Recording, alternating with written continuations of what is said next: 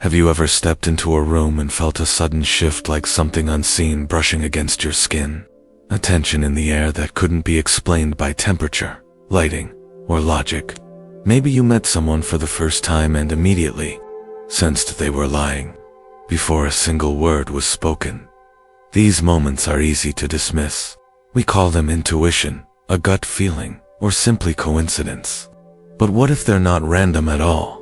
What if they are echoes, ripples of an unseen energy that constantly surrounds you, and even more disturbingly, one that isn't entirely under your control?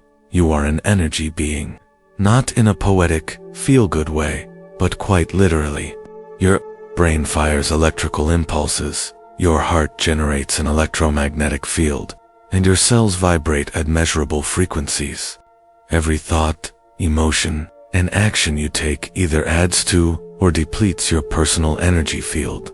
But here's the question nobody asks. Who else knows this? Because if energy is real, if emotions carry frequency, and if thoughts shape matter, then whoever controls your focus controls your energy. And whoever controls your energy controls you without you ever realizing it. This isn't some new age fantasy or fringe belief. It's a truth so ancient, so powerful, that entire civilizations once built their way of life around it. They mapped it in symbols, embedded it in architecture, and passed it down in sacred texts. From the Vedic concept of prana to the Chinese notion of ki, from the Egyptian kiye to the Christian Holy Spirit, cultures across time have described the same thing in different tongues. A life force, invisible and sacred, woven into everything. But what happened to this knowledge? Why do we now live in a world that scoffs at energy work, but praises artificial intelligence? Why do we trust screens more than sensations? Why are we drained, distracted, and disoriented in ways we can't explain? Maybe the real question isn't what happened to the energy. Maybe it's who took it from us, and why. Because when you trace history, a pattern emerges. Every time humans began to awaken to connect with their inner force, someone, somewhere, found a way to shut it down. Through conquest, through doctrine, through distraction, through science that ignores the unseen. And today, the manipulation is more elegant than ever. It's not brute force. It's not war. It's stimulation overload. It's curated outrage. It's invisible algorithms that subtly guide your attention, draining your energy while feeding something else. Something you were never meant to see. But what if you could see it? What if you could reclaim that force, not just to feel better or be more spiritual, but to see the world as it truly is? To understand yourself beyond identity, memory, or language. What if energy is the missing key to mastering your mind, healing your trauma, and decoding a society built to suppress your light? This is not fiction. This is not theory. This is the beginning of a deeper truth. Because if energy is the thread connecting your body, your thoughts, your actions, and even the reality you wake up into every morning, then learning how to use it is no longer optional. It's survival. And in a world designed to manipulate your energy without you knowing, the first act of rebellion is to become aware. Long before skyscrapers touched the sky and satellites orbited the earth, humanity looked inward into the self, into the breath, into the unseen. The further back you go, the more you find a consistent pattern. Civilizations, often separated by oceans and centuries, shared a common truth. Energy is the root of everything. In Vedic India, this truth was called prana, life force believed to flow through every living being, carried by the breath and directed by the mind. The chakra system's 7 primary energy centers aligned along the spine was mapped, not as metaphor, but as a precise guide for how consciousness and vitality circulate through the body. Across the Himalayas, Tibetan mystics explored similar terrain. They practiced tumo, a breathing technique that allows monks to raise their body temperature in freezing conditions. They didn't just study energy, they learned to command it. Their texts spoke of winds, channels, and drops, code words for the intricate mechanics of the body's energetic matrix. In ancient China, the principle of qi formed the foundation of medicine, martial arts, even governance. The human being was seen as a microcosm of the universe, with energy meridians connecting organs like rivers of force. Acupuncture wasn't developed through guesswork, it was the result of deep, energetic understanding, accumulated over millennia. Then, there's Egypt, the pyramids, the temples, the obelisks, for generations. We've viewed these wonders as symbols of architectural genius, but rarely as what they truly are. Technological structures built to interact with energy. The Great Pyramid of Giza wasn't just a tomb. Its dimensions align perfectly with planetary constants.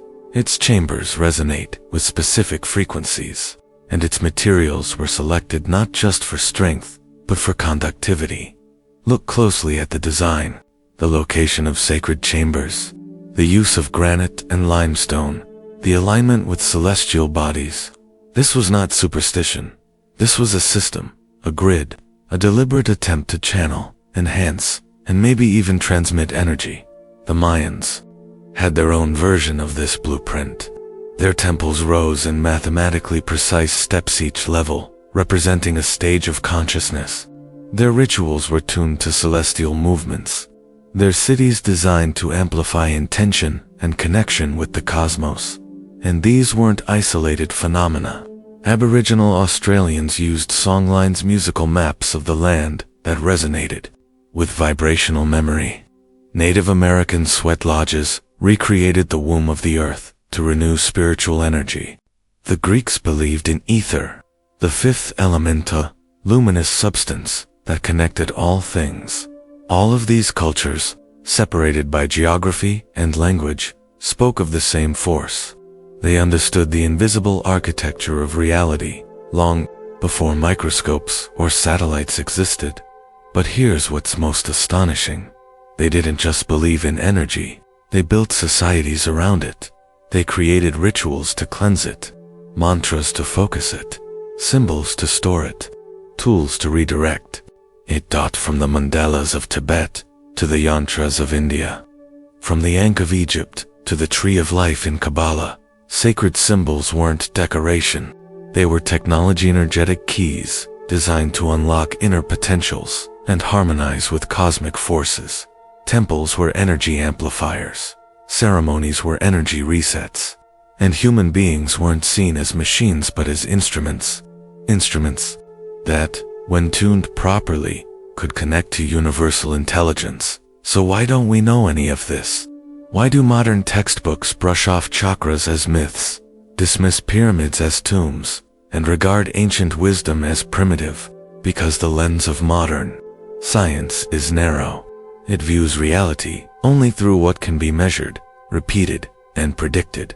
And while this method has gifted us incredible technologies, it has also cut us off from entire dimensions of human understanding. The ancients didn't separate science from spirit.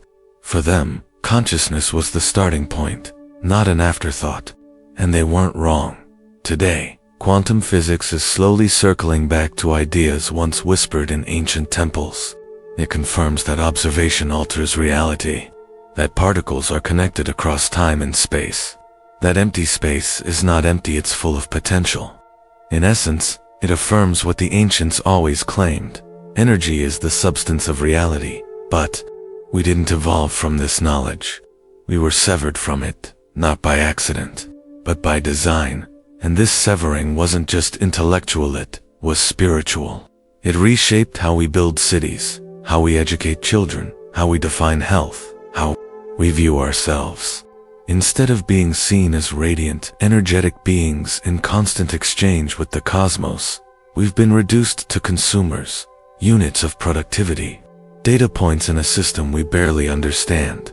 But here's the truth. The blueprint still exists. It lives in forgotten languages, buried scrolls, obscure rituals, and the margins of science.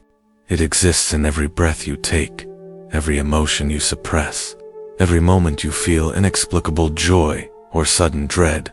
The question is not whether energy is real. The question is, how much longer will we pretend it's not? Because the more we ignore the ancient blueprint, the more disconnected we become from nature, from each other, from ourselves. But if we remember, if we begin to retrace the forgotten paths, reawaken the sacred symbols, and reclaim our role as energetic beings, then perhaps we can see what the ancients saw. Not a world made of things, but a world made of frequencies. A world that responds not to control, but to resonance. And in that world, we are not victims of invisible forces, we are the architects. If energy was once the foundation of civilization guiding how we built, how we healed, and how we lived, then what happened? The answer is simple, but uncomfortable. It became a threat to empires, to systems of control, to those who understood that a person who masters their own energy cannot be easily manipulated. And so, across centuries, across continents, the knowledge of energy wasn't lost. It was systematically erased. It began subtly. As early empires expanded, they encountered indigenous cultures that spoke of energies, spirits, breath, and balance. But the conquerors weren't interested in harmony. They were interested in power. So they dismissed this wisdom as primitive, pagan, or unscientific. Sacred symbols became idolatry. Spiritual rituals became witchcraft. And those who dared preserve ancient knowledge were labeled heretics, burned, banished, or silenced. The Roman Empire didn't just conquer land, it conquered worldviews. As it merged with institutional religion, the spiritual became hierarchical. Access to the divine was no longer direct. It had to be mediated by an authority. And where energy once flowed freely, it now became doctrine-restricted, compartmentalized, and guarded.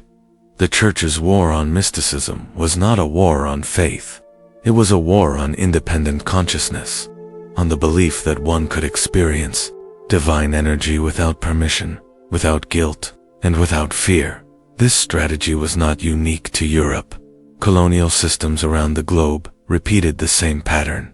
Indigenous tribes were stripped of their languages, their drums, their dances, not because these things were meaningless, but because they were powerful, because they created resonance within the self and within the community.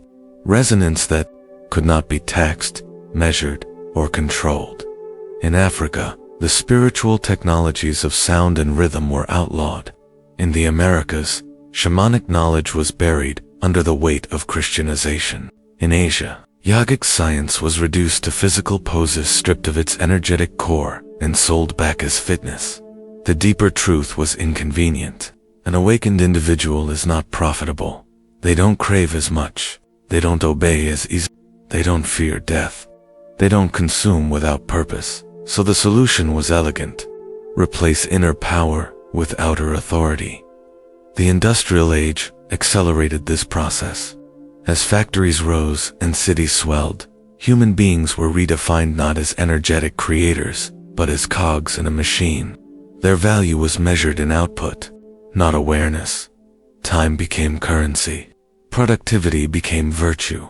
Silence became laziness, and energy, that became superstition. The rise of scientific materialism in the 19th and 20th centuries brought incredible technological progress. But it came at a cost. It amputated spirit from science. Anything that couldn't be seen, measured, or replicated in a lab was deemed invalid. The unseen was dismissed as irrelevant. Intuition was reduced to impulse. Consciousness was downgraded to brain chemistry. But beneath the surface, some continued to explore. Nikola Tesla understood the energetic universe.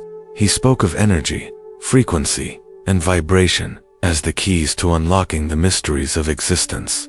His inventions tapped into the Earth's natural electromagnetic fields. He envisioned free energy for a world unchained from fossil fuels and centralized power.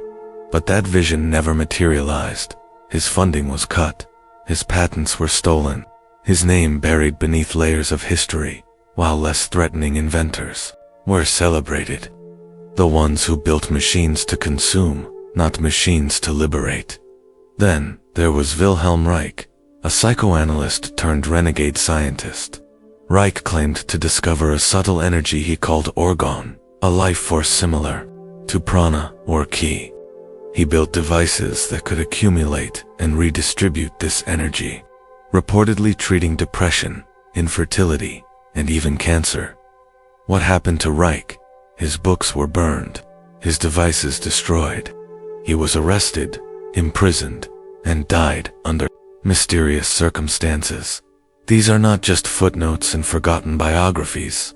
These are warnings, reminders of how threatening it is when someone tries to decentralize energy, to make it accessible, personal, and real. But the suppression didn't stop with burning books or silencing inventors. It evolved. In today's world, energy is not ignored, it's hijacked. The systems we live in are designed to keep us in energetic debt. We are bombarded with frequencies that agitate the nervous system. News cycles feed us fear.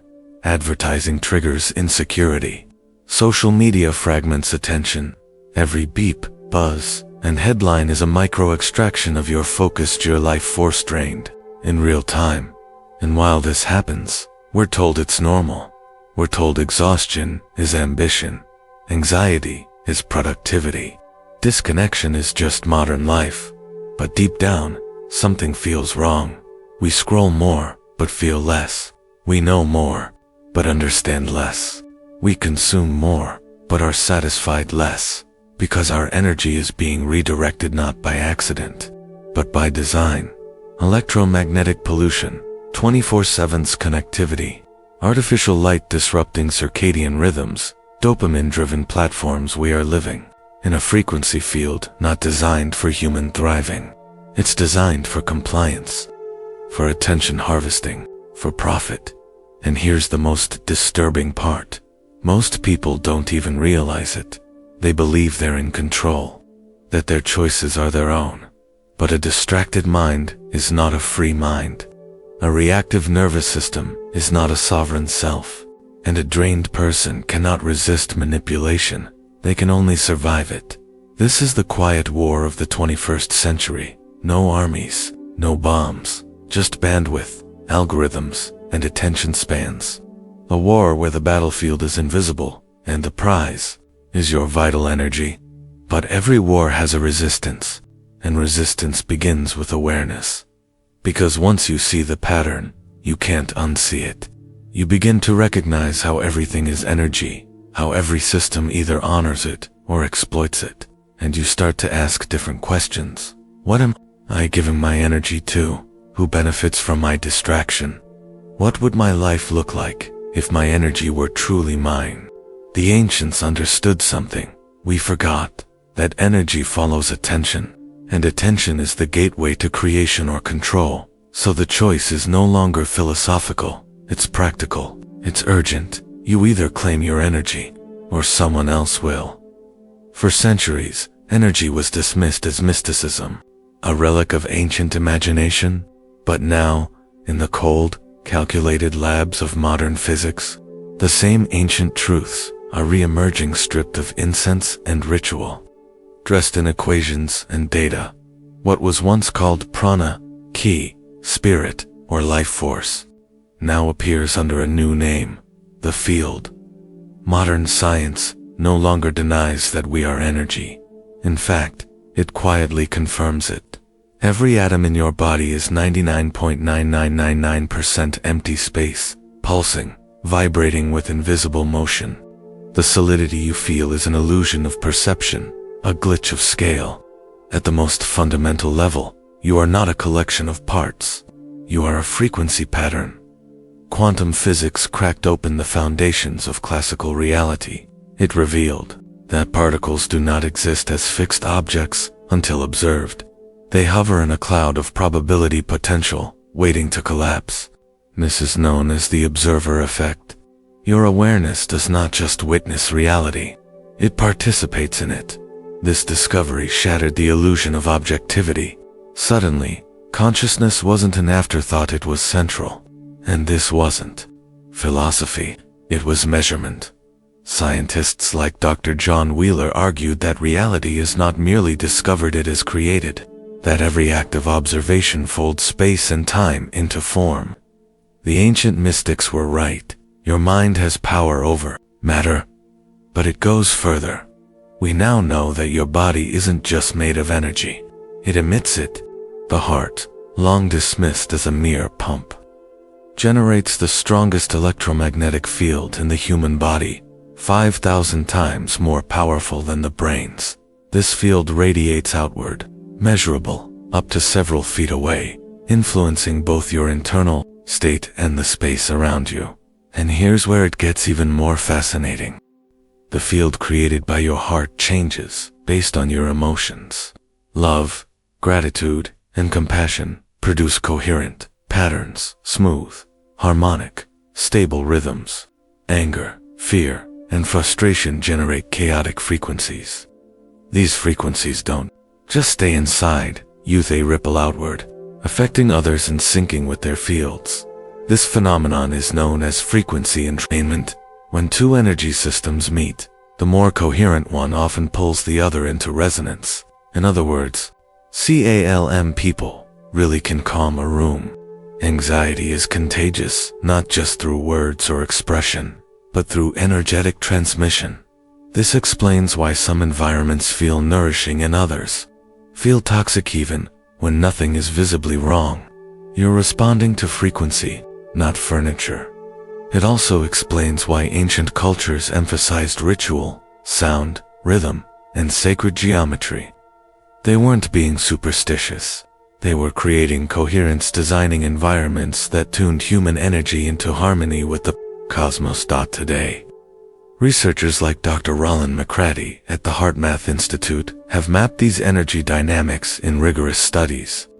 They've shown that emotional states can be detected in heart rate variability, and that heart-brain coherence, a state of internal alignment, can radically improve cognition, resilience, and even immune function. This is not woo, this is biometric. REALITY.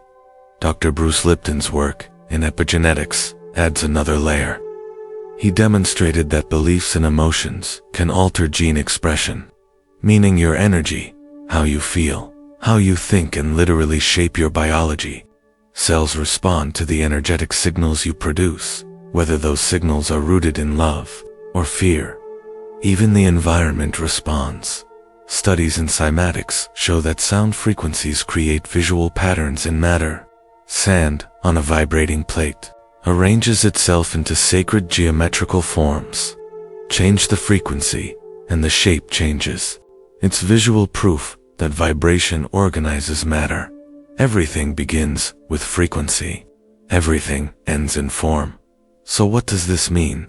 It means that what ancient cultures called magic is better understood today as physics applied through consciousness. They didn't have machines, but they had intention, rhythm, breath, and sound.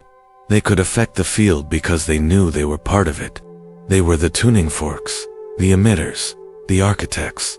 But here's the twist. While science is now validating these principles, very few are being taught how to use them. The data exists, the research is published, but the application is missing. Because applied energy knowledge returns power to the individual, and that is still a threat. Instead, we're offered fragments: mindfulness without breath, fitness without feeling, health without coherence, a fractured understanding that keeps us separated from the whole truth. We're told to optimize our productivity, but never to harmonize our energy. We're given pills for depression, but not shown how to restore electromagnetic balance in the heart. We're plugged into devices, but unplugged from intuition. Why? Because real energy mastery makes you less dependent, less programmable, less fearful. It teaches you to generate peace, not consume distractions. It teaches you to feel truth, not outsource it. And maybe, just maybe, that kind of sovereignty is dangerous to a system that profits from your fragmentation. But the truth is out, hidden in white papers, lost in footnotes, whispered in fringe communities. And those who are listening are beginning to understand. You are not a victim of your body. You are not a prisoner of your mind. You are an energy system, a transmitter, a field, and the frequencies you emit shape the world you live in. We don't need to invent new technologies to thrive. We need to remember the oldest one ourselves. There was a time when energy was sacred, protected, honored. Now, it's extracted. Every second, every scroll, every click, every like. The war for your energy no longer takes place on a battlefield. It happens in the palm of your hand. It lives in the glowing rectangles we cradle from morning until sleep. It lives in headlines crafted to trigger your nervous system.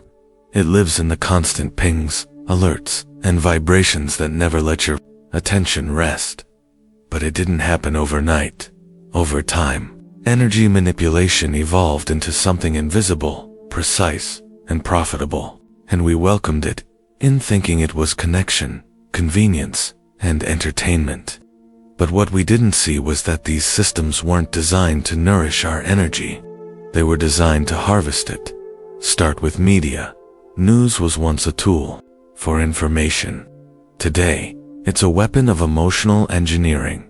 Fear sells, outrage spreads, crisis hooks attention, and attention, in today's world, is currency. The more afraid you are, the more addicted you become. And the more addicted you become, the more predictable you are. It's not information, it's a stimulation cycle. A carefully curated emotional roller coaster designed to keep you oscillating between anxiety, anger, and hopelessness. This is not journalism. It's energetic warfare. Now look at social media. It promised connection. What it delivered was fragmentation. Studies show that endless scrolling activates the same reward circuits in the brain as slot machines. You pull the lever, hoping the next post gives you a hit of dopamine. But what it often delivers is comparison, inadequacy, envy, and distraction. Algorithms do not serve your highest self. They serve your most reactive self. They push the content that keeps you engaged, not uplifted. That means divisive headlines, rage bait, shallow trends, and overstimulation. Your energy is not being guided, it's being harvested, sorted, and sold. And while you're being distracted, something deeper is happening.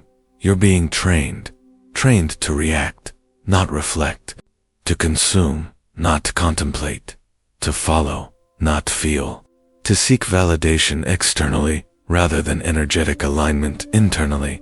This isn't random. It's psychological conditioning embedded in design.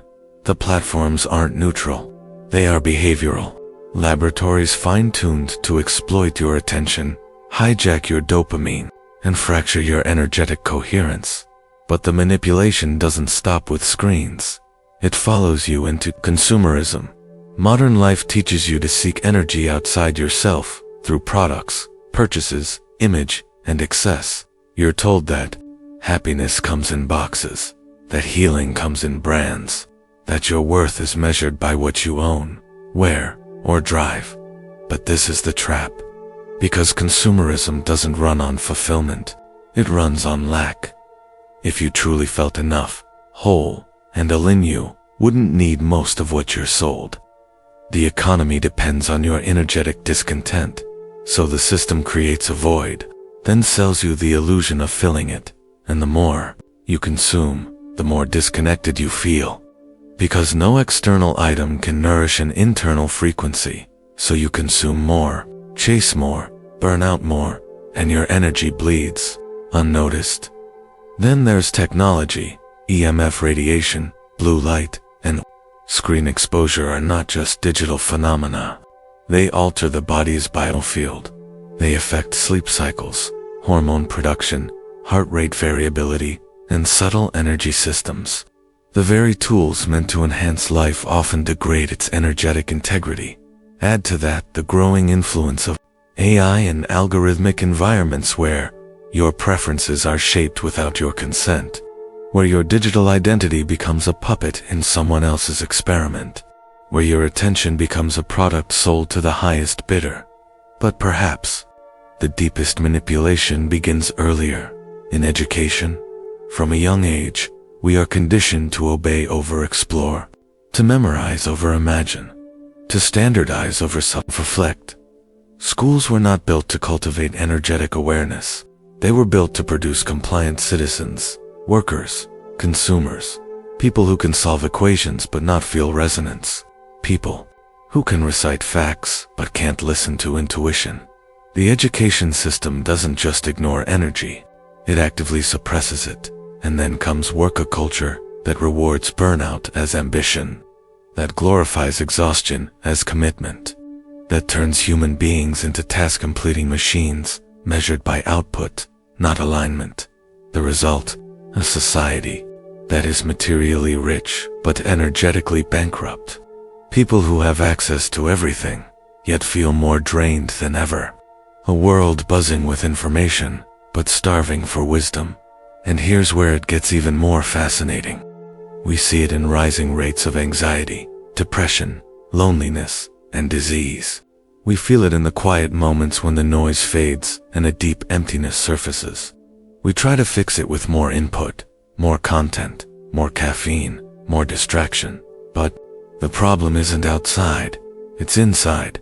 It's energetic, because when your energy is fragmented, manipulated, and depleted, you become a shell. You go through the motions, you repeat patterns, you feel the dissonance, but can't locate its source. And that's the point. A fragmented person is easier to control, easier to influence, easier to sell to, easier to keep quiet. So the systems don't just take your energy, they keep you from realizing it was ever yours to begin with. But here's the pivot, the twist in the story. If they know how to manipulate your energy, shouldn't you learn to take it back? Because the same principles used to drain you can be used to empower you. The body's energy system is not broken, it's dormant, waiting for intention, waiting for coherence, waiting for the moment you decide to reclaim your field from a world designed to scatter it. You were never meant to live in a state of chronic fatigue. You were never meant to chase energy like a commodity. You were born with a system of inner alignment capable of harmony, clarity, vitality, and purpose. But no one taught you how to use it. And maybe that's not an oversight. Maybe that was the point all along. Because a society of energetically aware individuals doesn't just think differently, they feel differently, they resist differently, they choose differently. And when enough of those individuals gather, the system that depends on your disconnection begins to tremble. This is not a motivational speech. This is a warning and an invitation to see the war for what it is, to understand the tools being used against you, and to remember that energy is not just something you have, it is something you are. If manipulation is the design, then awareness is the first act of rebellion. But awareness alone isn't enough, because once you see the game, you have a choice, to remain a spectator or to become a player. This is where the story changes. This is the moment you stop asking, who's stealing my energy? And start asking, how do I take it back? Energy is not abstract. It's not wishful thinking or spiritual decoration. It is the operating system beneath your habits, your thoughts, your relationships, your resilience. And like any system, it can be hijacked or reclaimed. The world won't hand your energy back to you. You have to reclaim it deliberately, daily. Unapologetic ally. It begins with the most overlooked practice of all, energetic hygiene. Just as you brush your teeth and clean your skin, your energetic body requires maintenance. This is not mystical, it's biological. Breathwork, grounding, cold exposure, these are not trends. They are ancient tools that resynchronize the body's electromagnetic field with natural rhythms. When you breathe consciously, you override the stress circuits. You tell the body, I'm not in danger. I'm here. I'm alive. When you touch the earth, barefoot, skin to soil, you release built-up electrical charge, restoring cellular balance and inflammation control. And when you expose yourself to cold, you recalibrate your nervous system, teaching it resilience, expanding your energetic capacity. These are not hacks. These are codes, reminders of what the body already knows. But the physical layer is just the beginning. To truly reclaim your energy, you must go inward. Because nothing drains energy faster than unprocessed emotion. Every suppressed fear, unspoken grief, buried resentment, it all stays in the system. Not metaphorically, literally. Trauma lives in the fascia, the organs, the breath. It alters posture, hormones, thought patterns. It creates loops where energy is stuck in survival mode. This is why emotional mastery is not luxury. It's necessity. You can't meditate your way into coherence if your body is still holding on to decades of energetic static. You must feel to release, witness to alchemize, express to heal. And no, this isn't about indulging drama. It's about liberating trapped energy. What you don't transform, you transmit into relationships, decisions, addictions, and fatigue. But once the emotional body is clear, the mind becomes a tool instead of a tormentor. Here's where mental discipline enters. The mind is an amplifier of energy. It can scatter your frequency into chaos or sharpen it like a blade. The difference is focus. Meditation isn't about escaping thoughts. It's about mastering where your attention goes. And where attention goes, energy flows. Visualization harnesses this same principle. When you imagine vividly, you generate a felt frequency. You become the sculptor of your own field. Intention setting isn't just wishful thinking. It's conscious alignment with possibility. The nervous system can't distinguish between a vividly imagined reality and a real one. Use that dot, set your day like you'd tune an instrument. Don't just get through it. Conduct it, and then there's your environment, the unseen sculptor of your energy. Every space you enter either supports coherence or fragments it. Noise pollution, fluorescent lighting, clutter, radiation, screen fatigues, these are silent saboteurs. They chip away at your reserves without notice. The solution, environmental detox. Begin with digital boundaries. Your phone is not neutral. It is a portal into thousands of energetic signatures. Be deliberate. Turn off unnecessary notifications. Curate your inputs. Create sacred spaces without screens. Reclaim silence. It is not emptiness. It is power. Nature is the antidote. Forests, rivers, skies, these are not backdrops for relaxation. They are frequencies that repair coherence. When you immerse yourself in nature, your nervous system recalibrates to Earth's rhythm. Anxiety dissipates. Creativity returns. You feel whole again, because you are syncing with the original grid. But the ancients knew more. They left behind tools subtle, symbolic, powerful. Crystals, once mocked as superstition, are now recognized for their precise vibrational signatures. Mantras, once dismissed as noise, have been shown to regulate brainwave activity and heart rate. Solfeggio frequencies, used in Gregorian chants, are tuned to harmonize human physiology. Sacred geometry, when used in design, creates fields of balance and symmetry that influence mood and cognition. And above all, there is coherence, the golden thread. Heart coherence, as measured by heart rate variability, is the most direct indicator of energetic alignment. When the heart, brain, and body are in sync, your field becomes resilient. You repel chaos. You attract clarity. You embody calm. This isn't spirituality. This is survival intelligence for the modern age. Because the truth is, mastering your energy is not about becoming enlightened. It's about becoming sovereign. It's about creating inner conditions that cannot be controlled by outer systems. It's about responding rather than reacting, creating rather than conforming, thriving rather than surviving. And that level of mastery isn't gifted. It's earned through choice, repetition, awareness, intention. Every day you wake up, you are tuning into something either by default or design. Reclaiming your energy doesn't require perfection. It requires presence.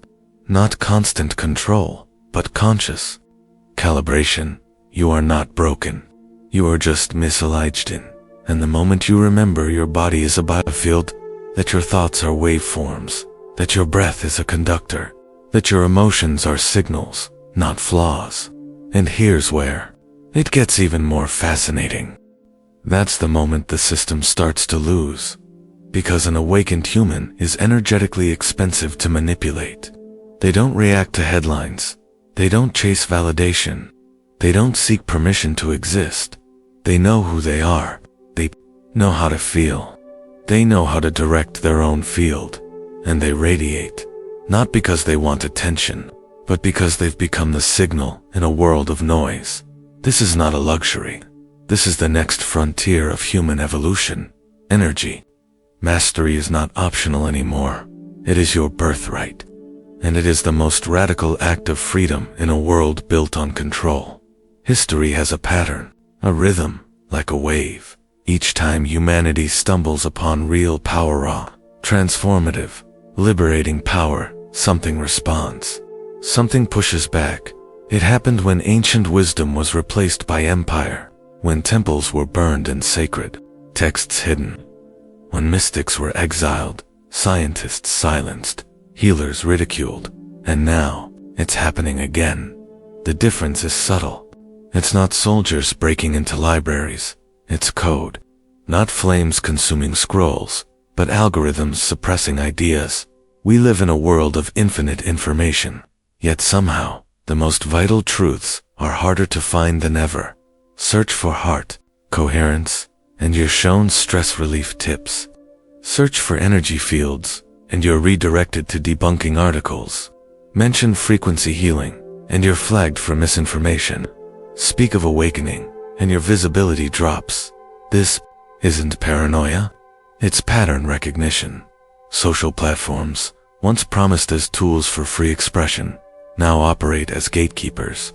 They filter reality through mathematical bias. They suppress nuance in favor of virality. They reward noise, not depth, distraction, not discovery. And when it comes to energy, this ancient, universal force, the silence is growing louder. Accounts sharing healing practices are shadow banned. Videos on bioenergetics are demonetized.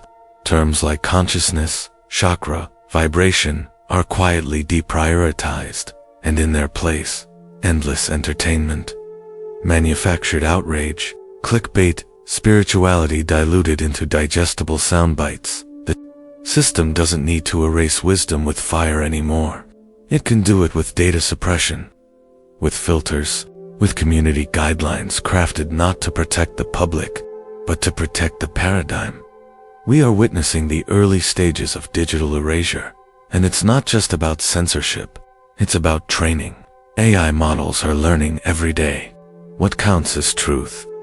They are fed volumes of mainstream, reductionist content, almost none of the ancient, intuitive, energetic frameworks that kept civilizations balanced for thousands of years. The danger is not that the knowledge disappears overnight. The danger is that the next generation won't even know it existed. They'll grow up in a world where the language of energy is forgotten, where coherence is a clinical term, where resonance is confused with reaction, where the body is seen as hardware and the mind as software, disconnected, programmable, and ultimately replaceable. We're not just losing wisdom, we're losing the very capacity to imagine it. But here's what's different this time. We are not passive. We are not isolated. We are not illiterate. We have tools. We have access. We have memory not carved into stone, but stored in servers, hard drives, decentralized networks, and collective awareness. And we have something the ancients never had, a global nervous system, a consciousness movement that spans continents, languages, and timelines. The awakening is real. Quiet, but real. Not on the news, not in headlines, but in living rooms, in breathwork circles, in quiet mornings where people remember how to feel again.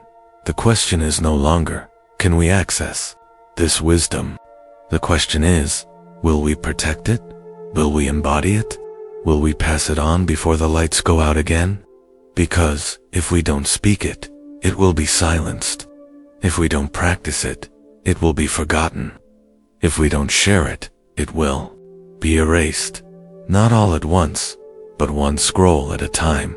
One ignored whisper at a time, until one day, someone searches for energy mastery and finds nothing but noise. That is the urgency. That is the edge we're standing on. We have the knowledge. We have the tools. What we need now is the will. You are not just a body, not just a name, not just a mind moving through time. You are a field, a current, a vibration, a frequency woven into the fabric of reality. Long before you spoke a word, your presence was transmitting.